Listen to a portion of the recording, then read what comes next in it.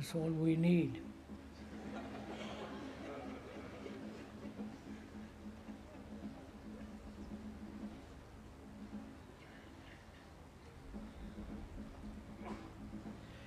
Probably this morning there's some new people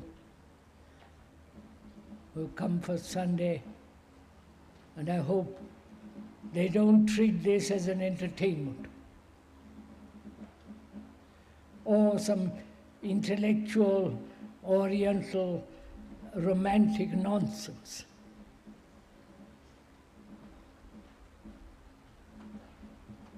At least for some of us, this is a serious meeting. Those of us who are committed, involved,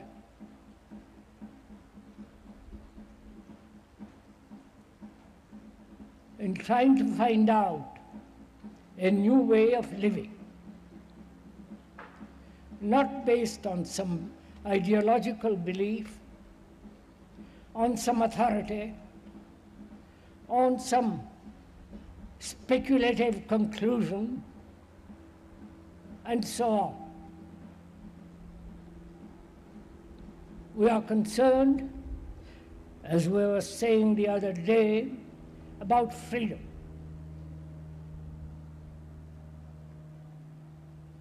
And also, we are pointing out that we are influenced, shaped, controlled by the environment, by institutions, ideals,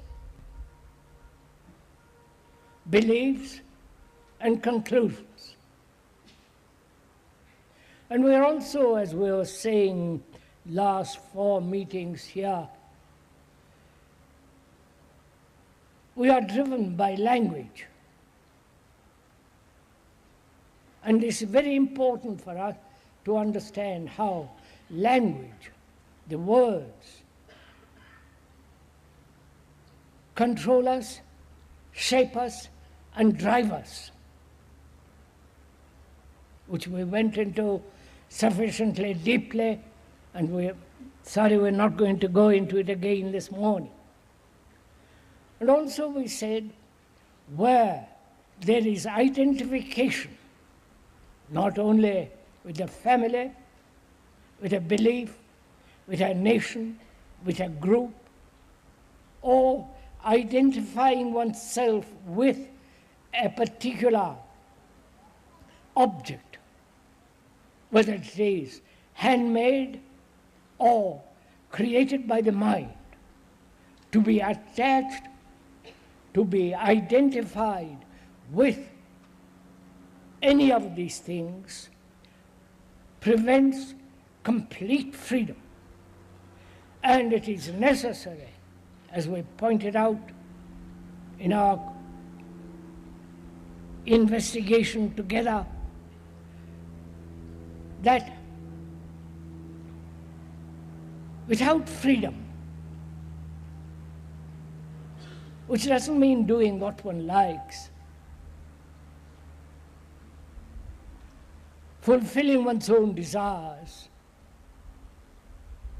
but freedom from all the things which are binding us, like jealousy, fear, pleasure, beliefs, identifying oneself with a particular group or idea and guru and ideology, practices and so on.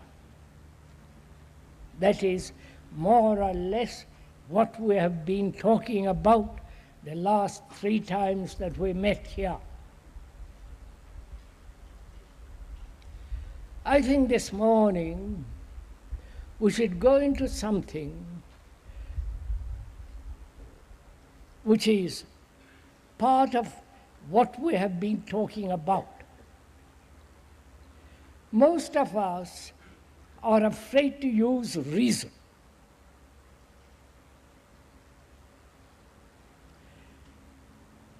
To think clearly, objectively, non-emotionally, not from a particular center, either the center outwardly or inwardly. And to think clearly implies that there is no center from which you are operating in your thinking. I think we should go into this problem fairly deeply. Most of us think along a particular line. If we are specialized, we think along those grooves. If you are committed to a particular religion, an ideological structure, again, your thinking is conditioned by that. So we begin to lose the capacity to reason. Reason implies certain quality of skepticism, doubt, not accepting anything, either from the psychologists, professors, or from the sacred books. There are no sacred books. There are only printed books, like other books. But we give them importance because they happen to be old. People have said they have been uttered by saints or by some teacher. And so we give to a printed word tremendous importance,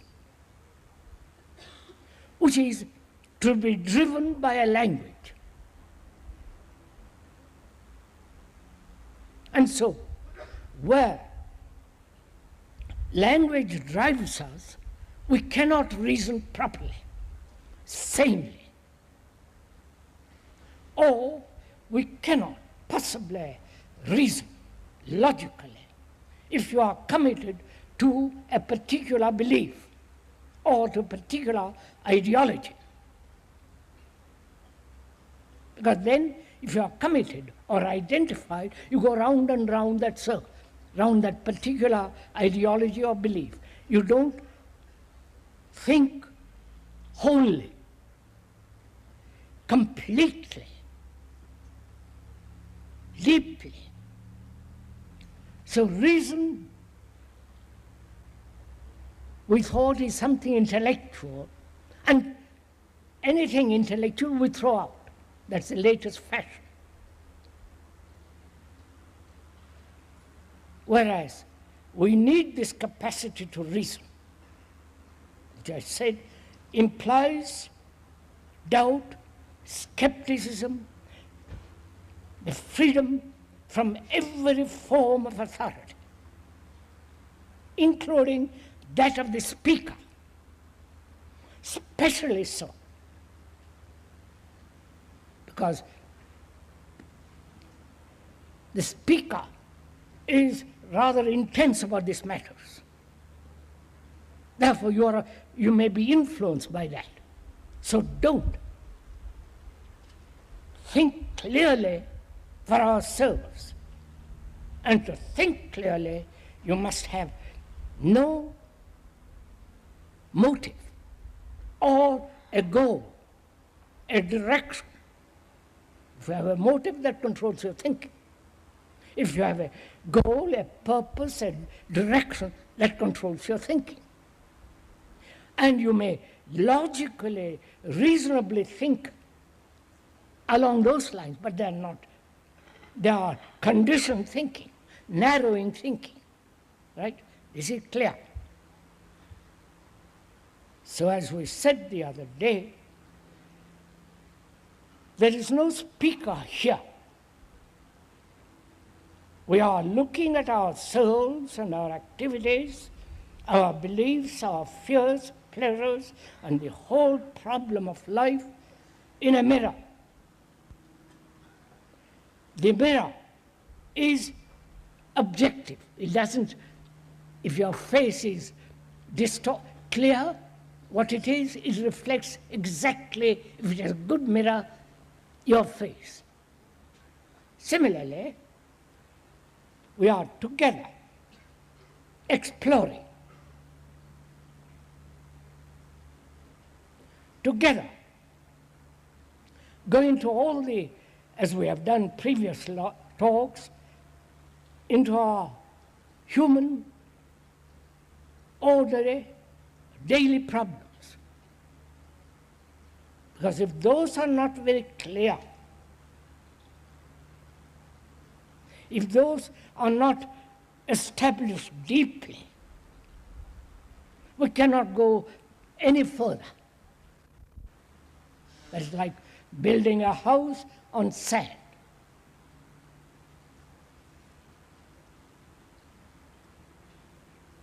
So, as we said, we are talking to ourselves. We are questioning ourselves whether we think logically, reasonably, and therefore sanely, or our thinking is illusory, based on some belief, based on some ideas, ideals, or on some past experience. Then if it is so, then you can't discover anything new. And also, we were saying the other day, all our activities are based on thought.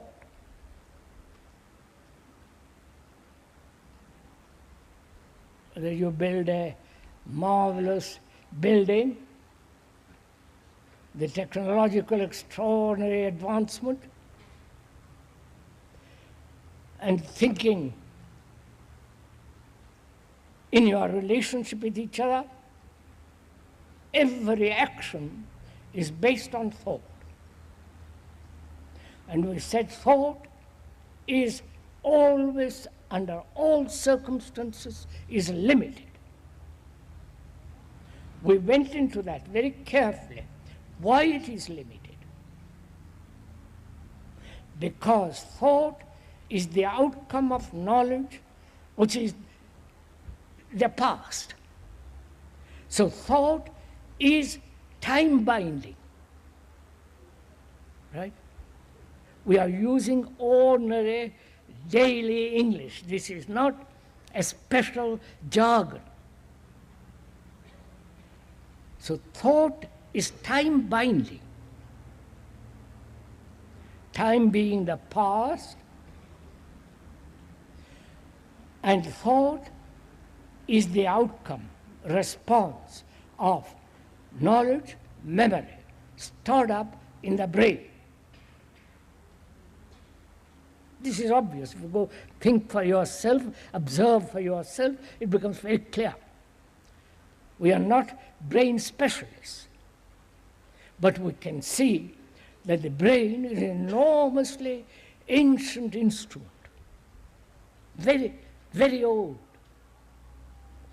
conditioned by recording danger,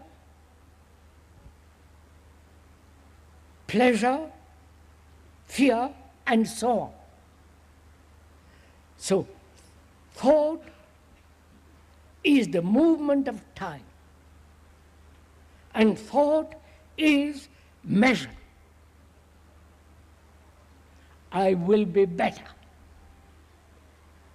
I think I am this, but tomorrow I will change to something else. All this is a matter of measurement. The more, the less, depth and height, horizontal and vertical, is all this movement of measurement. Right? Measurement implies comparison.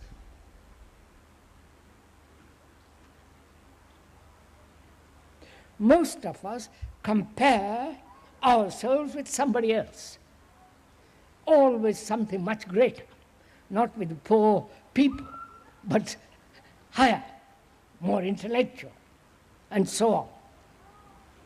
So, thought is limited under all circumstances. Therefore, thought is never free. Thought is a movement in measurement.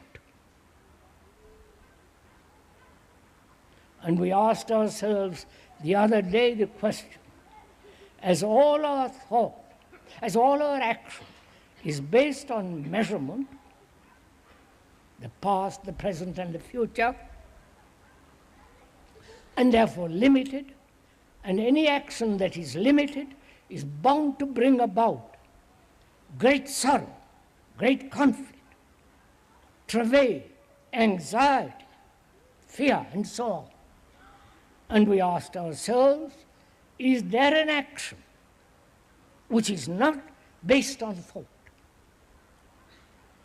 Probably none of you have asked this question.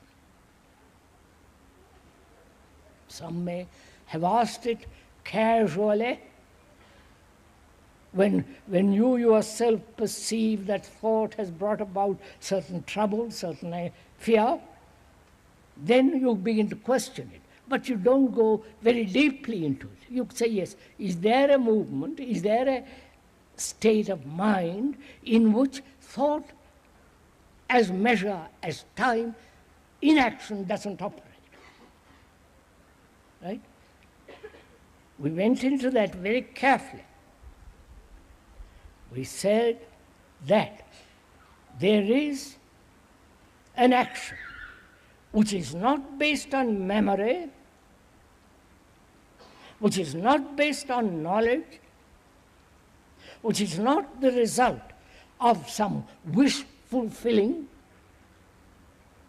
but when one understands the nature, the structure of the whole movement of thought, not intellectually but factually, that thought has its right place when you want to go to your home, when you want to drive a car, when you have involved in technological business.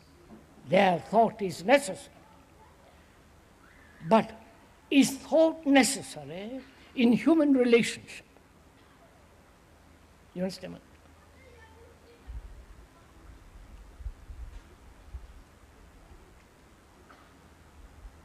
We're going to ask this now. Is thought in our relationship with each other, man, woman, intimate, not intimate, and so on, in that relationship, what place has thought?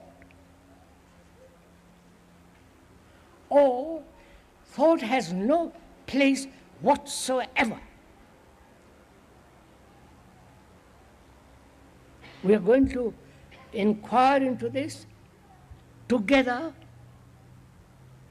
and find out.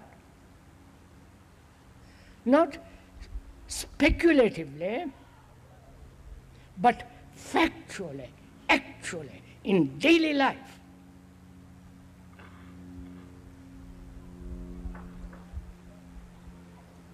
So we are inquiring into relationship, to be related to another. Is relationship a movement of identification? You understand? I'm asking these questions for you. You have to answer it for yourselves. You are related to somebody. No one can exist without relationship. In your relationship with your wife or with your girlfriend, with your boyfriend, whatever it is it based on thought? Or you say, no, it's not based on thought, it's based on love. That's the most phony word ever used. Because through that loaded word, love, we escape. We never face the fact. The fact being, whether we're in our relationship with each other, intimate or otherwise, is thought bringing about this relationship. If it is not thought, is it senses? Sexual sense of the feeling, the sensation of being together, companionship, and so on, all based on thought. Senses become the instrument of thought. Thought then identifies itself with the senses.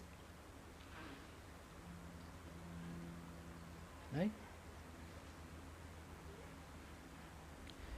Please don't go to sleep. Don't meditate. You don't know what that word means. We'll go into it. You are investigating, you are exploring, you are searching, you find an answer to this. Can't just kind of go off into some dreamy state. Because all our life is based on relationship. Whether that relationship is very near or very far.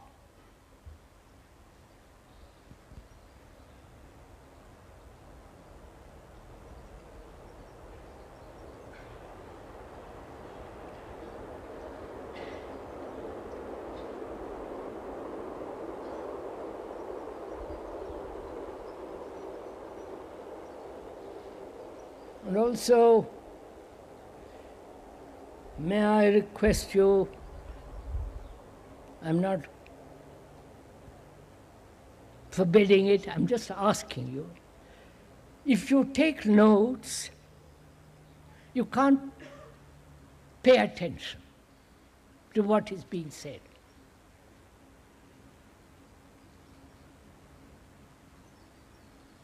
That's obvious. What matters is that you pay, that you listen. Ardently, passionately, find out, to listen. Then, if you want to find out, no guru, no system, no but you have to throw all that out to find out.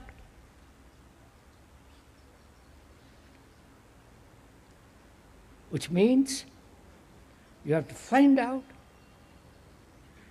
on what basis your relationship is.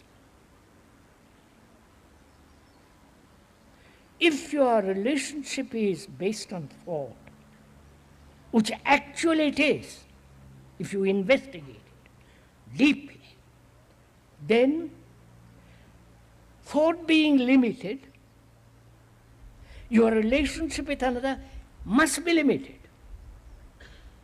And hence, two limited relationships bring about conflict. Don't you know, in all our relationships, we are in conflict with each other? No? The wife, the husband, the girl, and the boy, and so on. Therefore, to find out what relationship is, not only we must inquire into what it actually is, which is based on thought, conflict, quarrels, jealousies, fears, domination, possessiveness, identification, all the rest of it. We have not only to find that out, be aware of all that, and also one must inquire, is it possible to be free of all that in relationship? You understand my question? Right? Please, I am not talking to myself. We are together, and we mean it together. It's your life. Together, we are trying to find out. No, not trying. We are finding out. There is no trying. That's another lazy word. I am trying to do my best, which means nothing.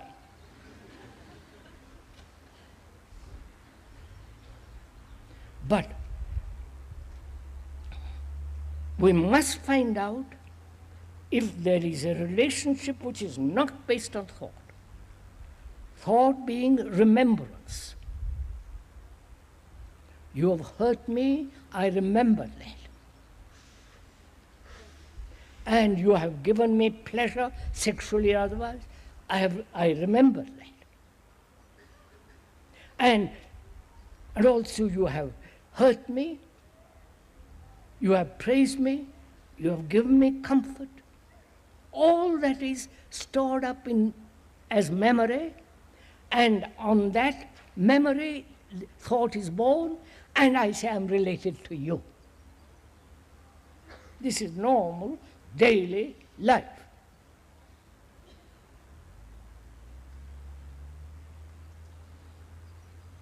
And we are asking, rather you are asking, is there a way of living where thought, which has its place naturally even in relationship, but in actual relationship, is there the absence of thought altogether? That's what we're going to find out. You understand? I hope we are making the question clear to each other. That is, one is related,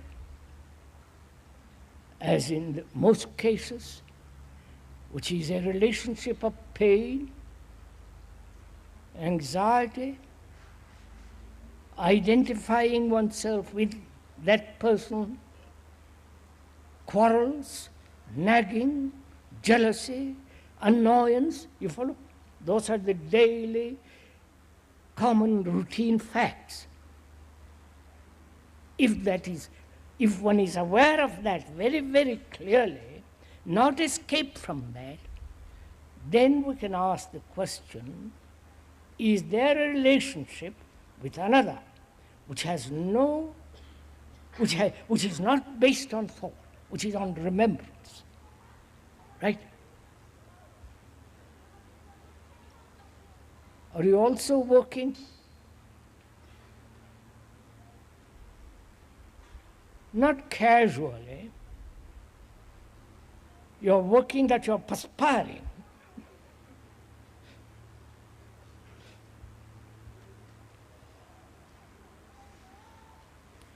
To answer that question, you must investigate why the brain records. That is, you have said something to your boy or girl or husband or wife, some ugly word you have used in annoyance. Or you have used a pleasant word to each other.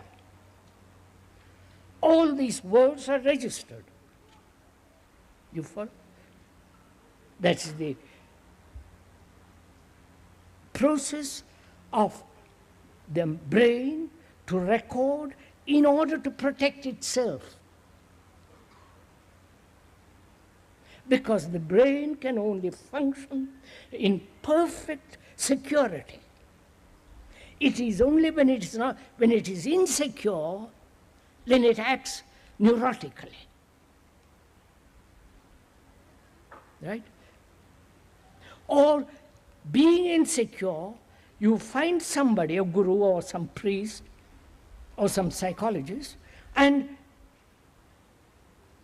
accept him as your authority, and the brain says, yes, that's quite safe. You follow? So we are asking, is it possible, please listen to this, is it possible in your relationship with each other, in one's daily activities of relationship, is it possible not to register either the insult or the flattery? Not to register at all. Find out. If you don't register, your relationship is entirely different. Right? Now, is that possible? It sounds marvelous theory, an extraordinary idea, a way of saying, by Jove, if one could live this way, it would be very simple.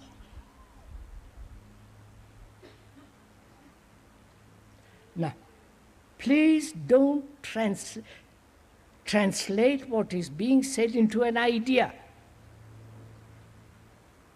into some kind of visionary, hopeful, happy theory. We are actually trying to find out if it is possible not to register either the sexual remembrances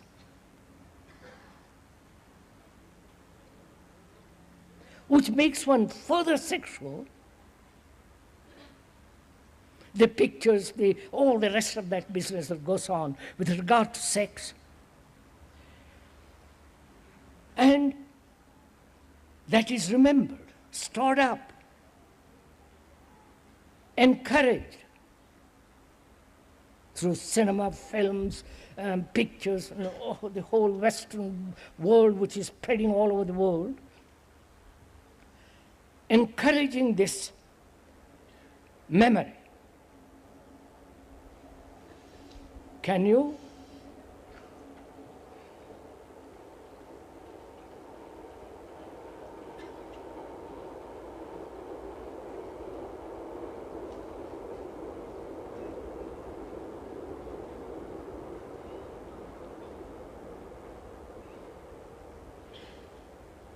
Can you, as a human being, find out for yourself why a hurt, a pleasurable incident, why has it registered? From that registration, thought begins. You understand? Is that possible?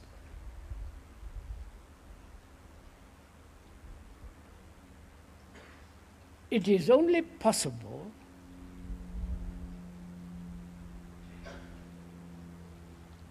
if, when, not if, when there is attention and non-identification in relationship. Am I making something clear? One takes one's wife or one's girl or one's husband for granted. Right? No? You get used to it. It's part of you. And you've got used to so many things. And so you add another addition to this. Now, to be attentive,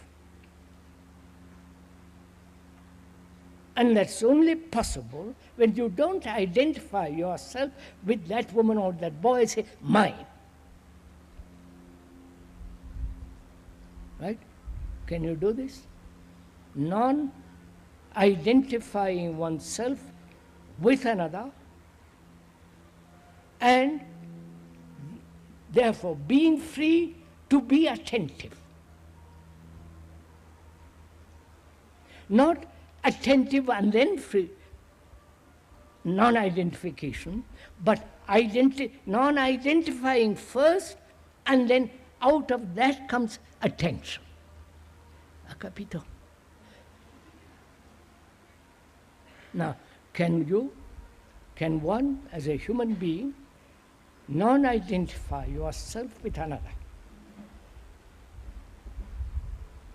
Not only with another, but with ideas, with a group, with a sect, with a guru, with the whole business of it. Which means you are free. Out of that freedom there is attention. How can one be attentive if I am identified myself with you? You may be most affectionate, most kind. I may want your kindness because I'm lonely. I feel desperate. So I identify, you encourage me, you say, that's nothing, you'll get over it tomorrow, old boy, get on with it. You give me comfort, you give me sex. So instinctively, I identify myself with you.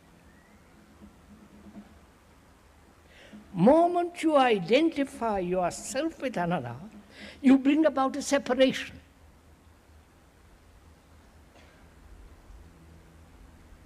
Right? Obviously. So when there is separation, there must be conflict. Right?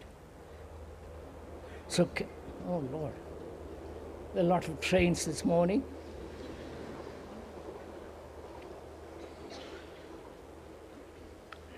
So can you find out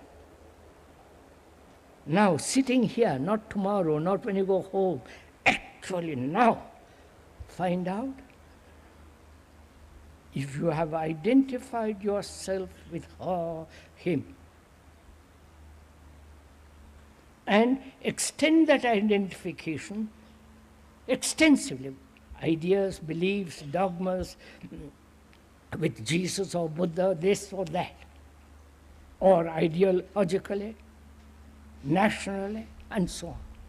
Begin with the nearest and expand.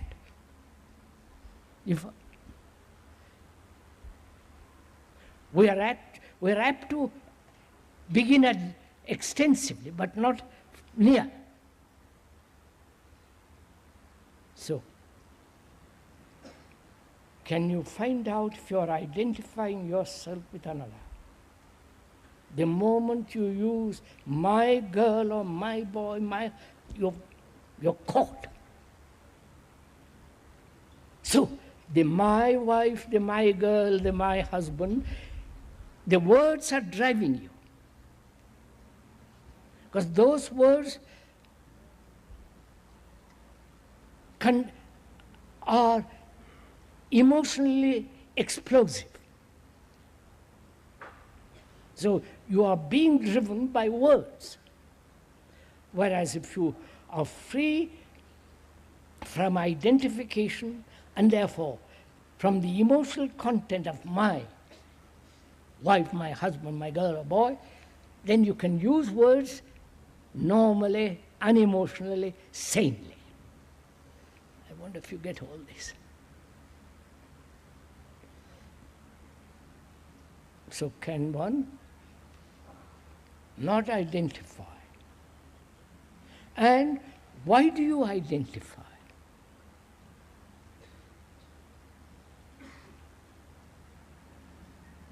You understand my question? Why?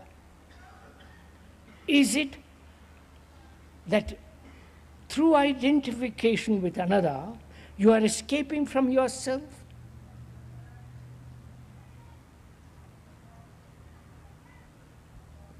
Go into it, please.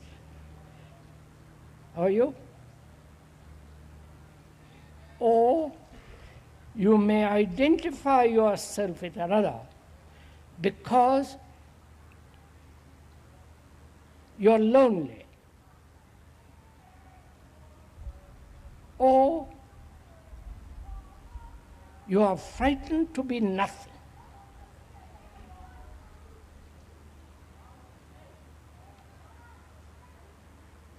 You understand? To be absolutely empty. Psychologically, I don't mean biologically, food, I don't mean that. Are these the reasons that you have never asked this question? And if you ask this question, is it that you are frightened to face yourself as you actually are? Therefore, identification with another becomes a means of escape from what you are. So then you ask, what are you?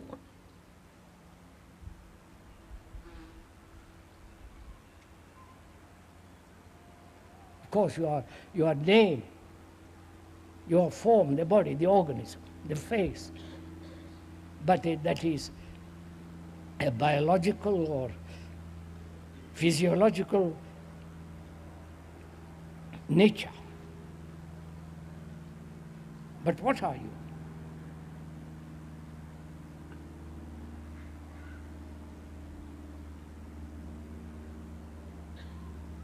Are you not the result of all the structure and the movement of thought? Don't say, I am the higher self. If you do say that, that's part of thinking. Or if you say, I am divine inside, covered up with a lot of muck, that's also thinking. So, are you, apart from your face and curly hair or dark brown, black or purple or whatever it is, apart from that, stripping yourself of words, are you not the result of words? I am British, or French. I am a Russian. I am a Catholic. I am follow this guru.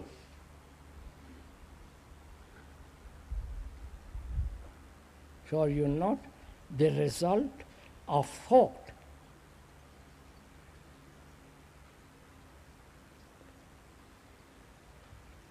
And we said thought is limited. Right? So what you are is very limited. That limited entity says, I am this, I am that, I've got millions of dollars, or I have a jolly good life, or I am miserable life, or I am this or that. But it's still in the narrow, limited area of thought.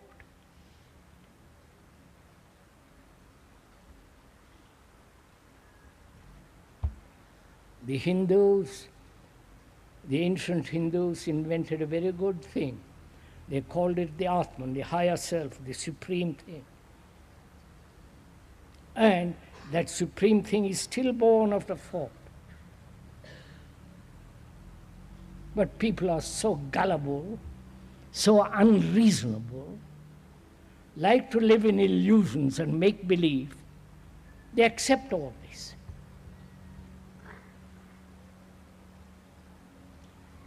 So we are saying, when you strip yourself of your conclusions, of your words, of your experience. What are you? You are nothing.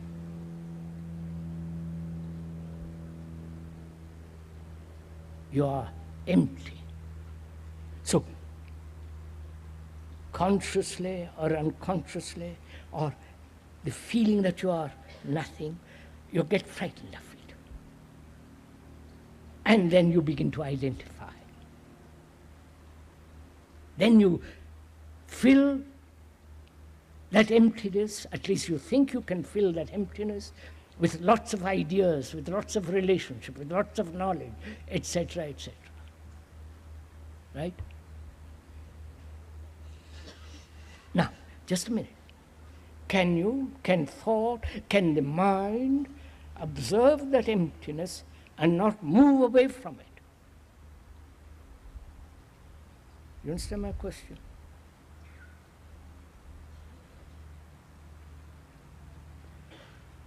That is, we must understand something here. Are you getting tired?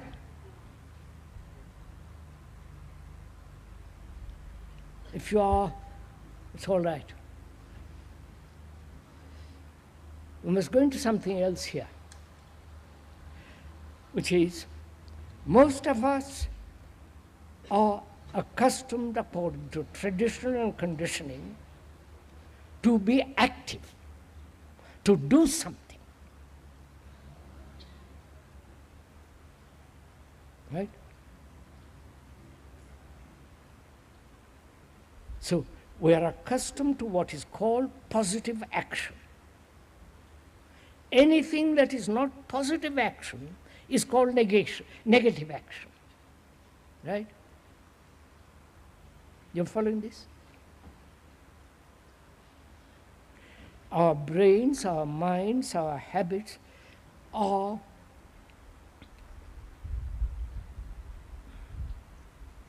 act according to this positive action, to do something. I'm afraid, I must control it. I'm greedy, I'm either act to fulfill it or control it. So most of us are trained to act, which is called positive. And in that positive action, there is also negative action, which is not to do anything about it. Go off to sleep, or cover it up, run away from it. But there is another action which has nothing to do with positive.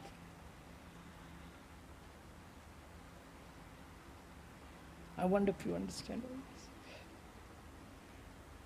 Which is no action at all.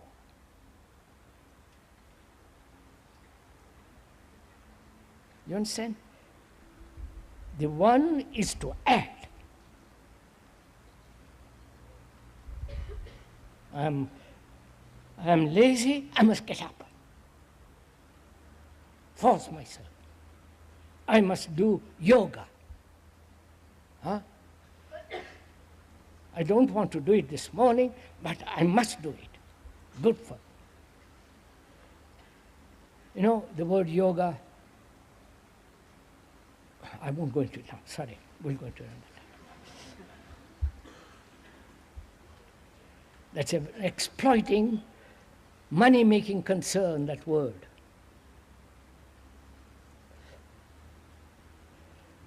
All right, so we are trained, our habit, our tradition, our conditioning is to do something about what we feel. And in that positive action, there is negative action, not to do anything about it. Just to leave it, run away from it. Now we are suggesting, inquire into it, please don't accept it.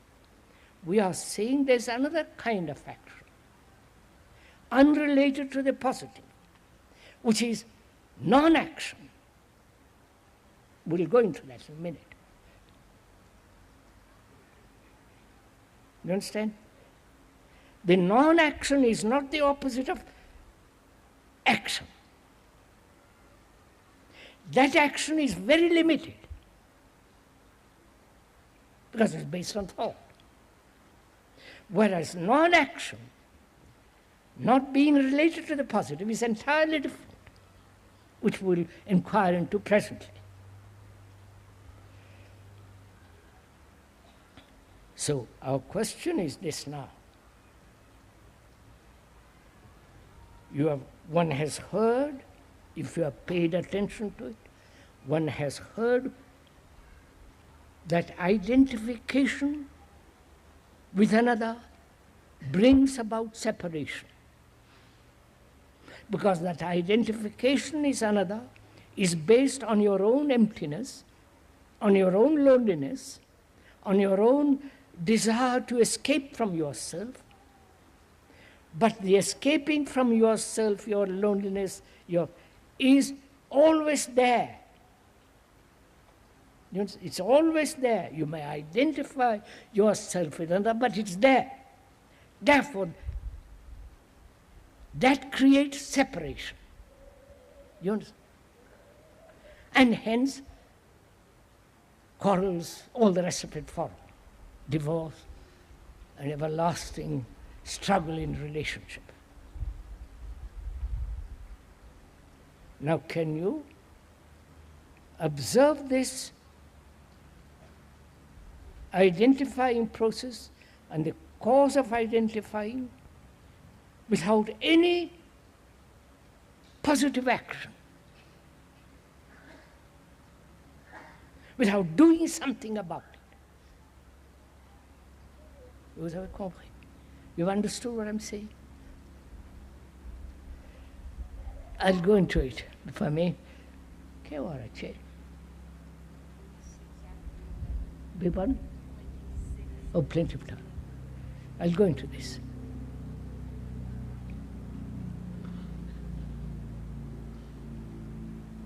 One becomes aware, if you have listened to it very carefully, that you are identifying. That's an actual fact. And the actual fact is that you are identifying because you are frightened, you are lonely, you are empty, you feel anxious, therefore you identify. Now, can you observe that without any action? Just to observe it. As you observe the majesty of mountains, running waters, just to observe. Then, if you so observe, which is non-action, then the thing that you are observing undergoes fundamental change. It is only when we are positively acting about it, then we are acting as a separate entity and therefore conflict. I wonder if you get all this.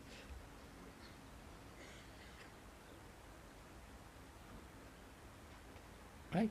Now let's go into something else, which is most of us, probably all of us, in some measure or not measure, we are frightened. Right? Our life is so uncertain, especially now.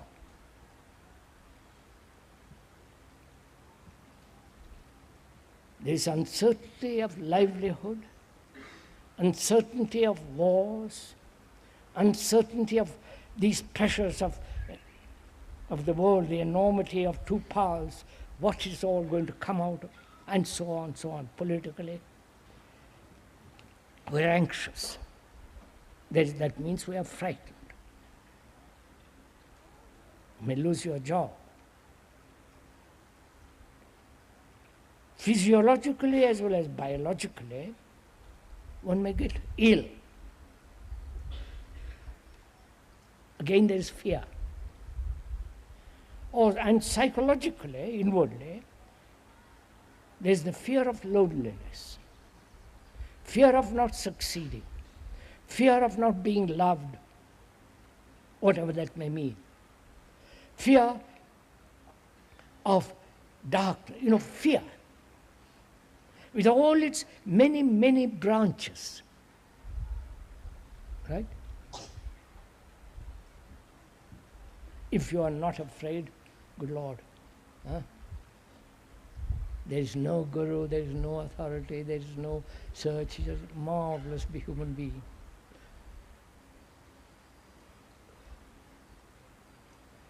So we're going to find out, inquiring together, not me alone, find out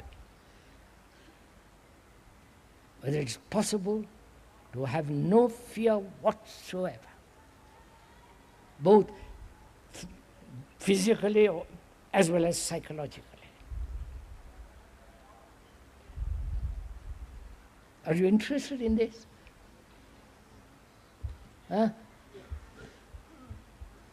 Don't encourage. I'm not asking for encouragement.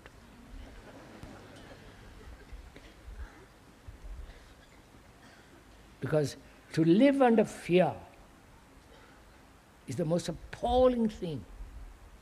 It's living in darkness, living in such, it brings a sense of shrinking, isolation. You cannot solve this thing. Therefore you withdraw. And from that withdrawal, fear, all kinds of neurotic actions, ill health. Psychosomatically, it reacts. Right? So you must, if you are at all serious, go into it very deeply. You must find out for yourself that if fear can end.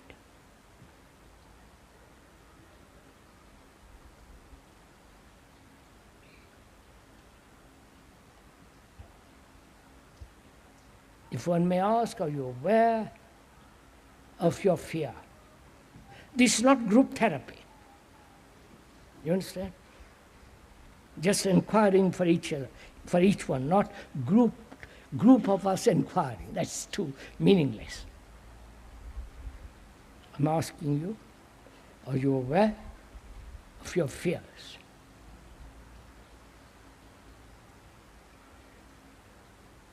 If you are, do you see the consequences of it?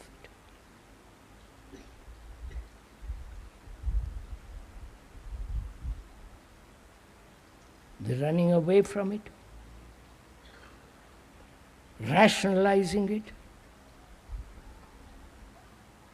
suppressing it, or avoiding it, and the identification becomes greater and greater, and so on. Now, what is the root of fear? You understand? Not, I am afraid about something, or because of something, or I'm afraid I'm afraid that you might do something, but apart from that, at the very root of it,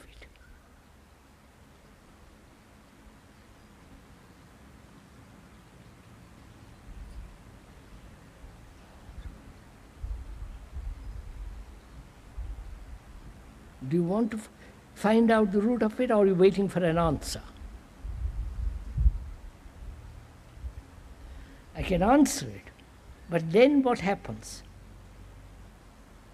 You either see, yes, that is so, you accept it,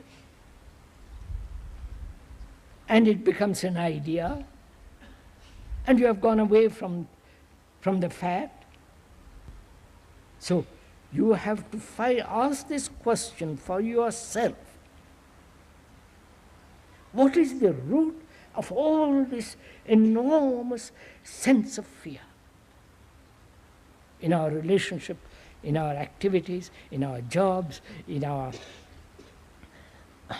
future life, the whole business of it.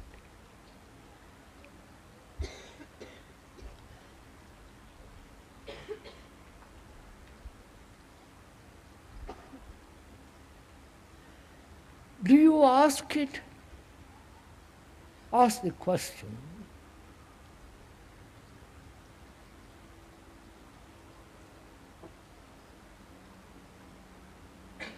To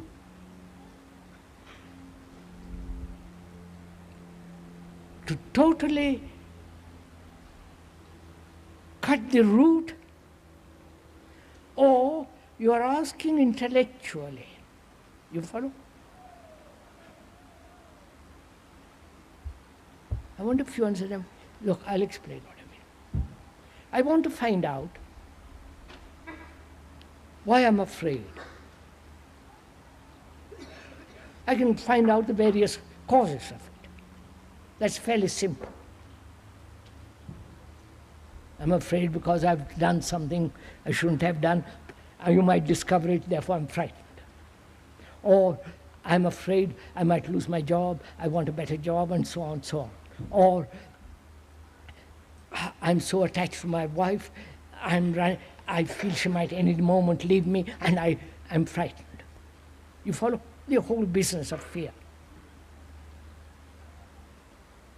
Am I actually in contact with fear, or I am in contact with the idea of fear?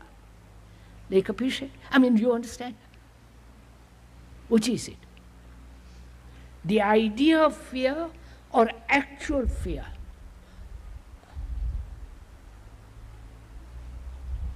Come on, somebody. Please, madam, don't take notes for the love of Pete.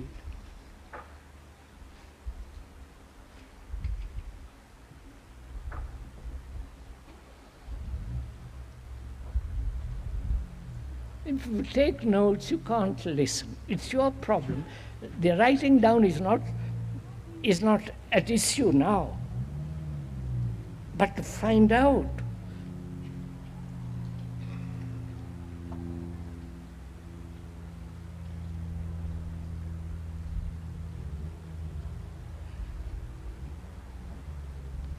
Now,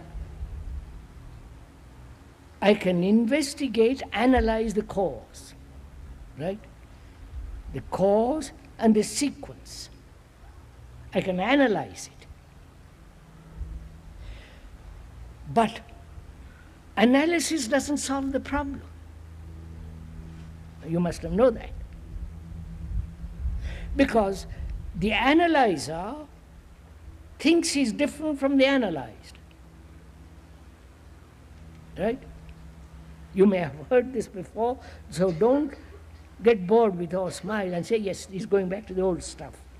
But you have to understand this. If you understand it, if you see the truth of it, then you will do something. We are not analyzing, but observing. Analysis is entirely different from observation. Right? Observation implies without the observer to look.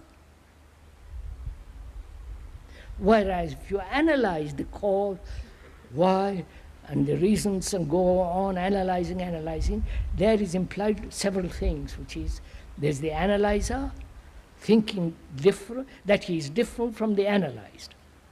And that involves time, an endless process of analyzing. At the end of your life, he says you're still analyzing, without bringing about fundamental transformation. Whereas if you observe, just to observe, that is without any analysis, just to look, which is negative action. The positive action is to look analyze, do something about it. Whereas the negative action, which is totally different from the positive action, is to observe. Right? Then that observation not only tells the story of what is being observed, it tells you the story of what is being observed, and also that observation itself brings about a movement of change in that which is being observed. Right? Do get this. Even the so-called scientists are agreeing with what we are talking about, so you're quite safe.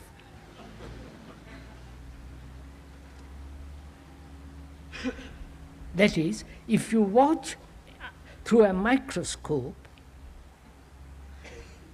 some cell, if you come to it with a conclusion, with wanting to use it for further purposes and making money or whatever it is, then you don't see the movement of the cell itself changing. You understand this?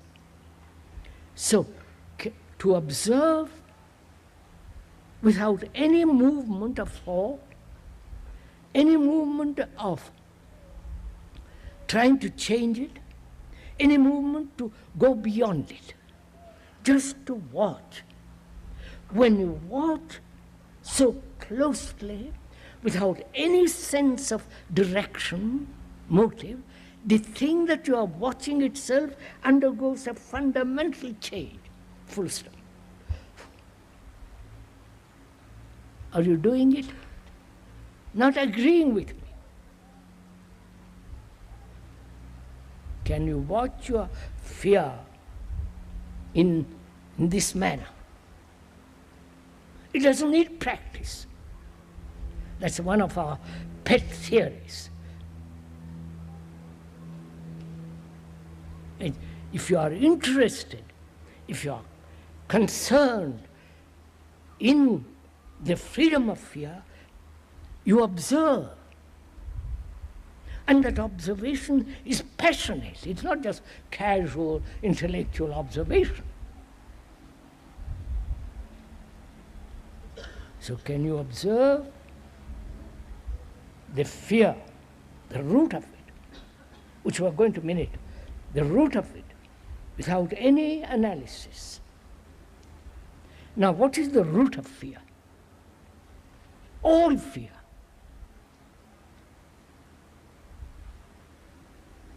What do you think it is?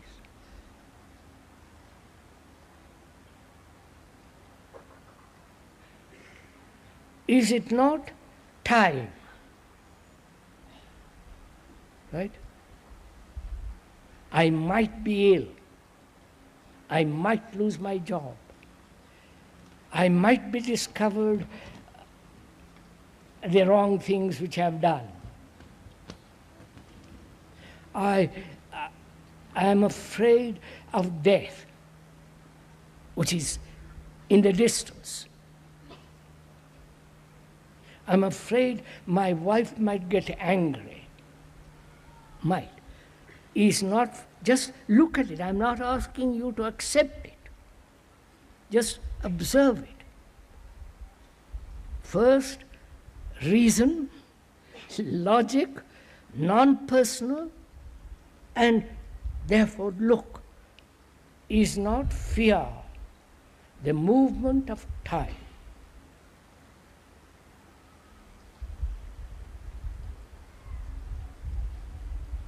Movement means time, from here to there, from the past to the present, from the present to the future. All that is movement, which is called time. Now, is that not movement of time thought?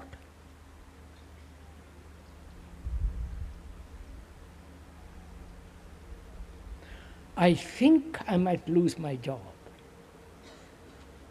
I think my wife may be angry, or my wife may discover that I've looked at another woman, and so on, so on.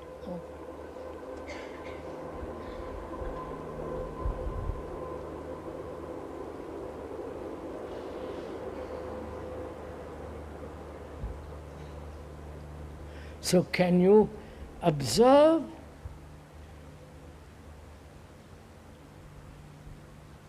the movement of time, which is thought, which is the root of fear? Observe it without trying to do something about it.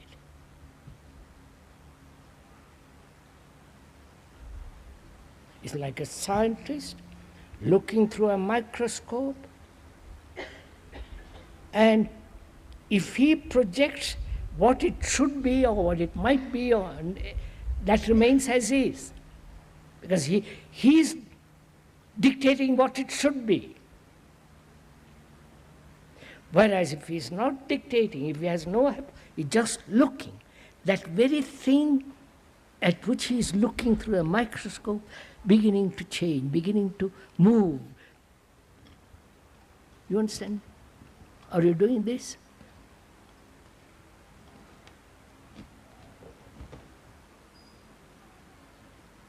Which means observation implies the absence of the observer, who is the past, who has got theories, conclusions, hopes, fears, directions, and so on, so on, so on. You are to look without the observer. That does not need discipline, that does not need practice, just to look without your wanting something out of it. Then you will see, if you so look, the very root of fear is beginning to completely change. That means the root is this, the observation, the observing so carefully, alertly, with passion, the root it begins to dissolve, which is the action of negation. You know? Have you got something of this? You know, this is part of meditation. Meditation is not repeating some words, sitting quietly cross-legged, 20 minutes in the morning, 20 minutes, all that nonsense. How can a mind meditate if it's full of fears?